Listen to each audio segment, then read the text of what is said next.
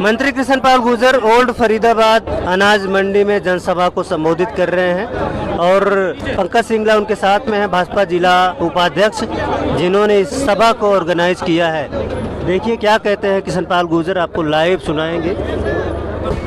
बोलो भारत माता की जय, भारत माता की जय। सम्मानित मंच के अध्यक्ष जगदीश जी ग्रहण करें। आज के इस कार्यक्रम की अध्यक्षता कर रहे हैं हमारी पार्टी के पूर्व में जिला अध्यक्ष रहे और जनसंघ के जन्म से लेके अब तक जिनका पार्टी को बढ़ाने में बहुत बड़ा योगदान है, ऐसे आदरणीय जगदीश गोयल जी। सम्मानित मंच और आज के इस कार्यक्रम में आए हुए सभी आदरणीय भाइयों बहनों, पत्रकार और छायाकार मित्रों, क्योंकि 10 बजे से पहले मुझे अभी 3 सभाएं और करनी है। एक एसडीएम नगर में, एक सैनिक कॉलोनी में और एक अभी अपने अंजरोला में। आप इतनी बड़ी संख्या में इतनी देर से गर्मी के मौसम में इंतजार कर रहे हैं, उसके लिए मैं आप सबका हृदय से धन्यवाद करता हूं। आभार।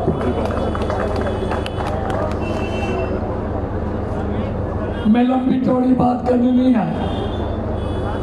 10 साल पहले आपने देश में मोदी जी के नेतृत्व में सरकार बनाई और मुझे यहां से सांसद बनाया। 10 साल पहले देश में कैसा माहौल था,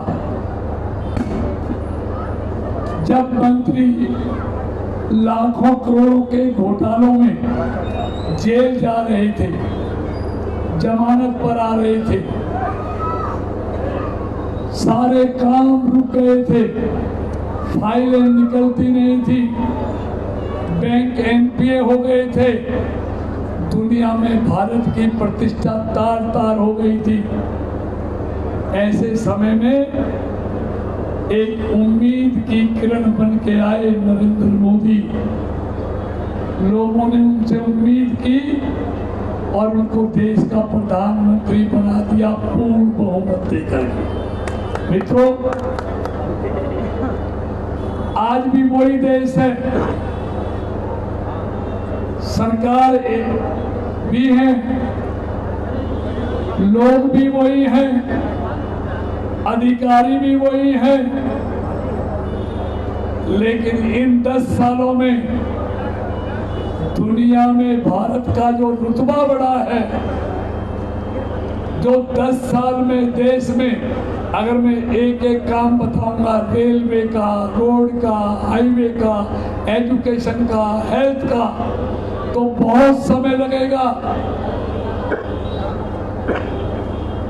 जो 70 सालों में नहीं हुआ, वो मोदी की सरकार ने इस 10 सालों में करके दिखाया। इसीलिए भारत 11वें से 5वें नंबर पर आया है और तीसरे पर पहुंचने की तैयारी है। ईमानदारी से बताओ, अगर मोदी नहीं आता तो कश्मीर से 370 हट सकती थी? नहीं। मोदी नहीं आता तो पाकिस्तान और बांग्लादेश से सताए हुए हिंदुओं को भारत में नागरिकता मिल सकती थी? नहीं। अगर मोदी नहीं आता तो अयोध्या में ये भव्य मंदिर बन सकता था, रामलला विराजमान हो सकते थे। ये सारे काम इसलिए हुए कि आपने मोदी जी की और बीजेपी की पूर्ण बहुमत की सरकार बनाई। मैं 1-2 उदाहरण देता हूँ कैसे देश आगे बढ़ा। जब अटल जी आए थे, एक एम्स होता था दिल्ली में, all India medical institute. Atal ji गए तो 6 हो गए थे, 5 बड़े थे, 10 से 14 से 4 से लेके 14 तक कांग्रेस की सरकार रही 10 साल, 6 के 6 रहे, और मोदी आए तो आज 19 बना दिए 10 साल में। आज 25 एम्स हो गई पूरे देश में। 10 साल में एक भी नहीं बना, मोदी जी ने 19 बना दिए। एयरपोर्ट दुगने कर दिए, हाईवे दुगने कर दिए, रेलवे दुगने कर दी, मेडिकल कॉलेज, यूनिवर्सिटी सब डबल हुआ। मैं उस चर्चा में नहीं जाऊंगा क्योंकि समय नहीं। फरीदाबाद की हालत क्या थी? मैं खुद मेवला महाराजपुर से हाई स्कूल आता था। मथुरा रोड तब भी वैसा ही था, और जब तक एमपी नहीं बना तब तक भी वैसा ही था। हर चौराहे पे जाम, पलवल जाम, बल्लभगढ़ जाम, होडल जाम, अजरौदा जाम, ओल्ड जाम, नीलम जाम, बड़गल जाम, सब जाम रहता था। आज वही हाईवे है, आज कैसा हो गया। दूसरा हाईवे दिल्ली बड़ौदा बॉम्बे 50-50 किलोमीटर पर उतार चढ़ाव है, लेकिन मैंने अपने शहर के लिए 37 से लेके कैली तक 6 जगह उतार चढ़ाव बनवाए हैं। 6 जगह। तीसरा इसी दिल्ली बड़ौदा से जेवर को भी जोड़ दिया, ताज को भी जोड़ दिया और केजीपी को भी जोड़ दिया। चौथा फरीदाबाद, नोएडा, गाजियाबाद वो मंजूर करा दिया, टीपीआर का पैसा आ गया, चुनाव के बाद काम शुरू होगा। अम्मा हॉस्पिटल से 5 मिनट में आओ, नोएडा पहुंचेंगे, 25 मिनट में गाजियाबाद पहुंचेंगे। अगर आपको ग्रेटर नोएडा जाना है, परी चौक जाना है, तो ये दसाना मजावली चीसी रोड बनकर तैयार हो गया 100 करोड़ से, पुल भी तैयार है। देर जरूर हुई, अब उस पर तारकोल बिछना, रोड ही बिछ रही है। 1-1.5 महीने बाद फरीदाबाद से आधा घंटा में आप परी चौक पहुंचोगे। यही नहीं, ईमानदारी से बताओ, फरीदाबाद से नहर पार जाने के लिए अंग्रेजों के जमाने के पुल थे, क्या थे? खेड़ी का पुल, फरीदाबाद का पुल, ये खेड़ी वाला, तिगांव का पुल, बड़ौली का पुल, एतमादपुर का पुल और पल्ला का पुल। घंटों घंटों जाम लगता था। हमने 10 साल में 37 से लेकर साहूपुरा तक 1 दर्जन से ज्यादा 4 लेन के पुल बना दिए। अब कहीं जाम तो नहीं लगता। अब आप फरीदाबाद से तिगांव वाली सड़क पे जाते हो, कैसा लगता है? फरीदाबाद से आप दसाने वाली सड़क पे जाते हो, कैसा लगता है? पहली क्या हालत थी? रेलवे स्टेशन जाके देखो, 262 करोड़ की लागत से उसको एयरपोर्ट जैसा बना रहे हैं। सरायखोजा से लेके बॉर्डर तक जितने फाटक हैं 1 साल में सारे समाप्त हो जाएंगे। सब पर काम शुरू कर दिया है। एक भी रेलवे फाटक मेरी लोकसभा में नहीं मिलेगा। सब पर ब्रिज मिलेंगे आपको, सब पर पुल मिलेंगे। यही नहीं, यूनिवर्सिटी लानी हो, हर विधानसभा में महिला कॉलेज लाना हो, पलवल से एलिवेटेड करा दिया। पलवल से 6000 करोड़ की ट्रेन, काम शुरू हो गया। जाके देखना केएमपी के साथ साथ कुंडली के लिए। अब समय नहीं है सारा काम बताने का, लेकिन मैं एक बात कहने आया हूं। मित्रों, मुझे ईमानदारी से बताओ, अभी मैं शहर में हाथ बदले का हालात ये पोस्टर लग रहे हैं। 50 साल इस देश ने कांग्रेस को हालात बदलने के लिए दिए। हालात बदले नहीं, देश के हालात और बद से बदतर कर दिए। देश में रोज दंगा होता था, रोज कर्फ्यू लगता था, रोज बम ब्लास्ट होता था, लावारिस वस्तु का विज्ञापन रोज आता था। कभी रोका उनको? कितने हाईवे बनाए? यही नहीं, कश्मीर में भारत के सैनिकों के मुंह पर थूका जाता था, पत्थर फेंके जाते थे। हालात ठीक किए आपने? क्योंकि दिल्ली से सेना के हाथ बांधे हुए थे। पाकिस्तान की सेना हमारे सैनिकों के सर काट के ले जाती थी, उनके हालात नहीं बदले। आज कह रहे हो कि हाथ बदलेगा हालात। अरे ये सारे बीज तो हाथ के बोए हुए हैं, वरना भारत कब का दुनिया का श्रेष्ठ राष्ट्र बन गया। मित्रों, यही नहीं, सीमाओं पर पाकिस्तान, चीन रोज गोली दागता था, लेकिन दिल्ली से आदेश नहीं जाता था, कोई रोकता नहीं। इस सारी बात कांग्रेस ने हमेशा आतंकवादियों को सह दी, भ्रष्टाचारियों को सह दी। मोदी ने उनको जेल सजा दी।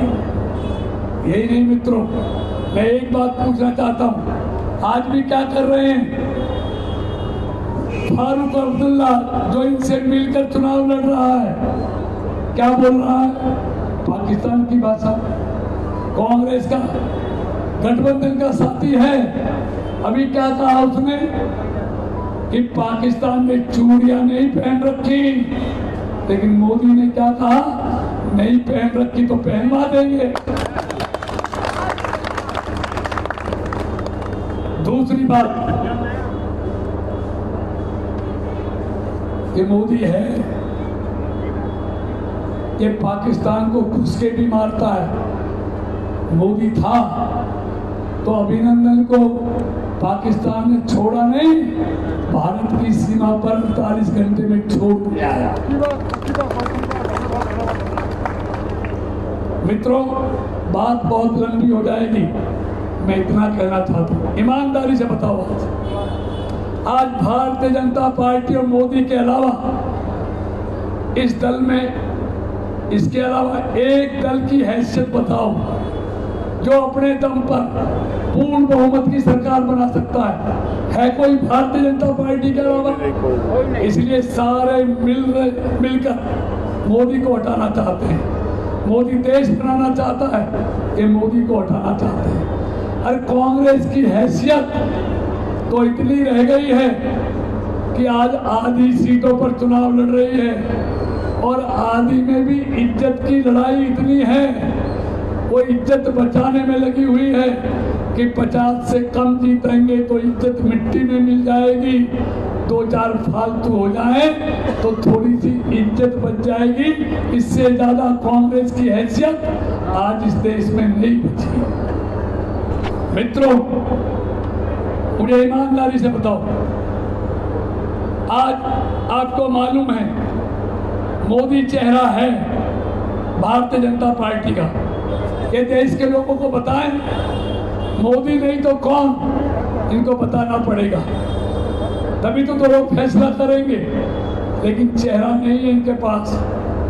जो चेहरे हैं वो घोटालों में जेल से जमानत पर आए हुए हैं, मुंह पर कलंक की काली पुती हुई है, इसलिए नहीं बताते। जानते हैं अगर मोदी के खिलाफ कोई चेहरा बता दिया तो जो इनकी लुटिया 4 जून को डूबनी है वो पहले ही डूब जाएगी, इसलिए नहीं बताना चाहते। मित्रों, मैं सीधा कहना चाहता हूँ, आप कभी ऐसी बारात में गए हैं जिसका दूल्हा ना हो? कभी ऐसी गाड़ी में बैठे जिसका ड्राइवर ना हो? इनके पास तो ना दूल्हा है ना गाड़ी का ड्राइवर है, और हमारे पास तो दुनिया का सबसे बेहतरीन ड्राइवर नरेंद्र मोदी है, जिसकी गाड़ी में बैठकर हर भारतवासी अपने आप को सुरक्षित महसूस करता है। मित्रों, मैं अंतिम बात पूछना चाहता हूँ, लंबा नहीं करूँगा। जैसे माँ बाप का बच्चा कभी संकट में फंस जाता है, मुसीबत में फंस गया, माँ बाप बच्चे को मुसीबत से निकालने के लिए जी जान लगा देता है।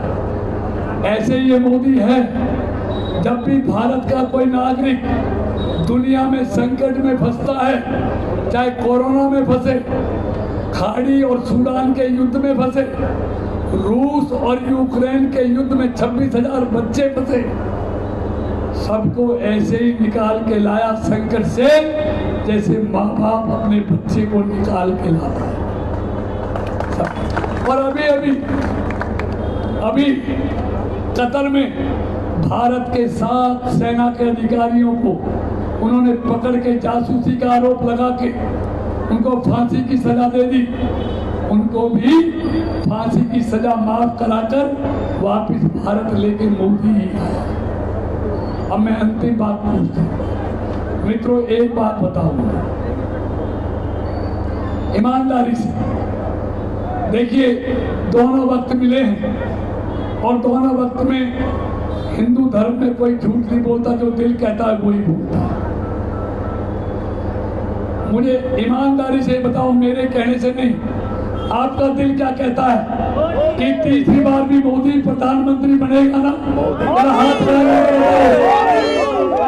तीसरी बार भी मोदी ही बनेगा ना? और ये आप नहीं कह रहे, पूरा देश कह रहा है, क्योंकि मोदी के अलावा देश में दूसरा चेहरा नहीं है। लेकिन मोदी प्रधानमंत्री कब बनेगा? जब आपका ये बेटा और भाई कृष्णपाल यहाँ से MP बनेगा, तभी मोदी प्रधानमंत्री।